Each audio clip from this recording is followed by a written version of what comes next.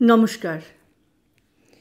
কবি সুভাষ মুখোপাধ্যায়ের কবিতা ছাপ হেমন্ত মুখোপাধ্যায়ের কণ্ঠে গান হিসেবে আমরা শুনেছি জীবন সঙ্গীত সিনেমাতে।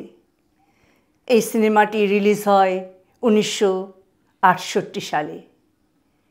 এখন আবৃত্তি করছি কবি সুভাষ মুখোপাধ্যায়ের ছাপ। কেউ দেয়নি কৌলু, কেউ বাজায়নি শাঁখ, কিছু মুখ কিছু ফুল দিয়েছিল পিছু ডাক।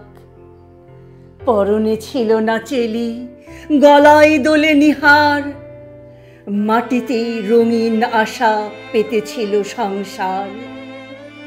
আকাশের নীল গায়ে শপথের ইস্পাত, দরজায় পেট দিয়ে বাইরে গভীর রাত। সারা বাড়ি থমথমে, সিঁড়ি একদম চুপ, দেওয়ালে নাচায় ধোয়া, জানালায় রাখা ধূপ। মুঠো মুঠো তারা নিয়ে কড়ি খেলছিল মেঘ, ভুলে গেছে বুঝি হাওয়া ঝড় ঝঞ্ঝার বেগ। হঠাৎ যে কোথা থেকে ছুটে এসেছিল ঝড়, ঢেউয়ের চূড়ায় উঠে দুলে উঠেছিল ঘর।